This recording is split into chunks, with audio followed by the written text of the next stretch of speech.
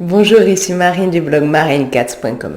Non, un petit mot puissant que vous pouvez utiliser. Utilisez-le, prenez vos responsabilités. Le non recèle une grande puissance. Ça peut changer le cours des événements. Souvent, on voit le non de façon négative parce qu'il exprime un refus. Et c'est bien vu à l'heure de la tolérance tous azimuts de ne pas dire non. Comme ça, on est bien vu. Comme ça, on est conforme à la doxa du moment. Pourtant, le non peut être très positif. Le non est à la base de l'éducation, par exemple. Il structure, il pose des limites indispensables. J'ai fait une vidéo sur les contraintes et limites que vous pouvez aller le voir sur le i comme info en bas dans la description sous la vidéo. Je vous mettrai aussi à ces endroits-là les autres vidéos complémentaires que je pourrais évoquer ici. Et vous êtes bien sûr libre de vous abonner à ma chaîne vidéo en cliquant sur le bouton sous la vidéo puis sur la cloche pour recevoir une notification dès que je publie une nouvelle vidéo. Alors, par exemple, en matière d'éducation, vous pouvez dire non, tu ne traverses pas la rue avant d'avoir regardé des deux côtés. Non, tu ne te couches pas à l'heure que tu veux. Non, tu ne manges pas ce que tu veux, que ce que tu veux. Tu vas pas te bourrer juste de gâteaux et de bonbons, etc., etc. Le non c'est une marque de prise de responsabilité. Je parle de l'importance de prendre ses responsabilités dans une vidéo. Et en fait, quand on a une faible estime de soi, par exemple, eh bien, on a tendance à laisser les autres, la société, décider pour nous, ce qui n'empêche pas de râler, d'ailleurs, mais le fait est qu'on accepte, y compris par son silence. Et j'ai fait une vidéo sur 6 signes qui vous indiquent si votre estime de vous-même est trop faible. Vous pouvez aller la voir dans une vidéo. Je vous mets en dessous un lien vers mon livret dédié à l'estime de soi que je vous offre avec plaisir. Vous pouvez le télécharger gratuitement si ça vous intéresse. Dire non, c'est essentiel, tout comme poser des limites. Et j'ai fait des vidéos sur dire non et poser ces limites que vous pouvez aller voir.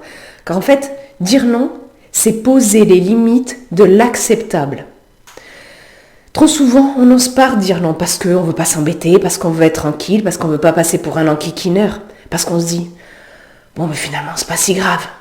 Et on laisse comme ça d'autant plus passer les choses. On ne réagit pas, on se conforme, la pression médiatique et les figures d'autorité sont là et exercent une pression.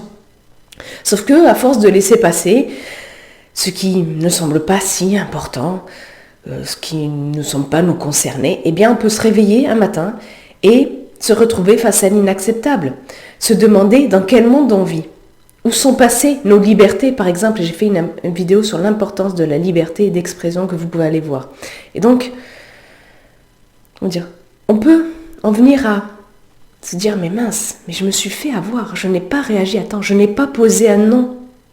Et on peut regretter de s'être fait avoir. J'ai fait une vidéo sur les 30% qui se font plus avoir que les autres que vous pouvez aller voir. Et on peut se sentir impuissant aussi face aux événements. Et là aussi, j'ai fait une vidéo à ce sujet. Prenons un exemple. Au début des années 1940, le gouvernement, les autorités ont décidé que les Juifs ne pouvaient plus aller dans certains lieux et ne pouvaient plus exercer certaines professions. Pourquoi ? Parce que pour des raisons sanitaires, parce qu'ils étaient censés propager plus que les autres la maladie, le typhus en l'occurrence. Les Français ont laissé passer. Ils n'ont pas dit non. Ils ne se sont pas opposés à ça. C'est pas si important, je ne suis pas concerné, etc. Est-ce qu'ils s'imaginaient ce qui allait arriver ensuite ? Non. Mais s'ils avaient posé un non dès le début, est-ce que la rafle du Veldiv aurait eu lieu, par exemple ? Une rafle qui n'avait pas été demandée par les Allemands, qui a été décidée par les autorités françaises. Est-ce que le reste aurait eu lieu ? Mais on peut se poser légitimement la question, et à tous ceux qui disent « Oui, non, moi je me serais offusqué, moi j'aurais pas laissé passer, les gens ils n'ont pas réagi, mais moi j'aurais réagi. » Qu'est-ce qu'ils font maintenant ? Comment ils réagissent maintenant, dans leur vie actuelle ? Est-ce que vraiment ils auraient réagi différemment de leurs aïeux ? Il faut se souvenir que la France a été dans sa majorité passive ou collaboratrice. Il y avait finalement 20-30% de gens qui résistaient, y compris par des petits actes, y compris par des noms. Il faut se souvenir de ça et ne pas croire qu'on est forcément meilleur que les autres parce qu'on, de toute façon, on vit dans une époque où ça va très bien, etc. Donc, si vous voulez, ne pas réagir, se taire, jouer le jeu, c'est dire oui, c'est consentir. Alors, et on n'est pas obligé de continuer à consentir, de rester dans le consentement si on se rend compte que quelque chose ne va pas. Savoir changer d'avis, c'est faire preuve d'intelligence, j'en parle dans une vidéo. Il faut avoir le courage de dire non.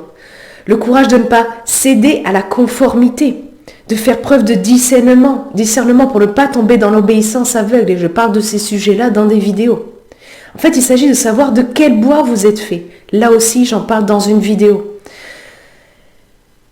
Vraiment, exercez votre pouvoir, votre droit au refus.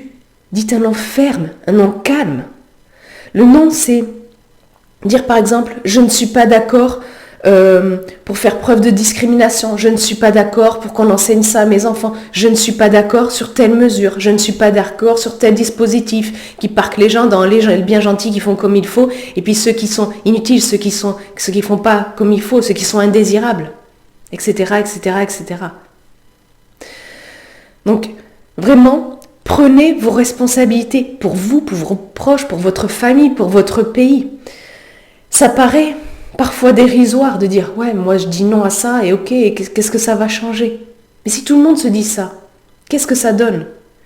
L'expression « la majorité silencieuse » n'existe pas pour rien. Ce n'est pas parce que vous ne voyez pas certaines choses à la télé et dans des grands médias que ça ne se passe pas. C'est pas parce que vous avez l'impression que ce qu'on montre, c'est la majorité, que c'est réellement le cas.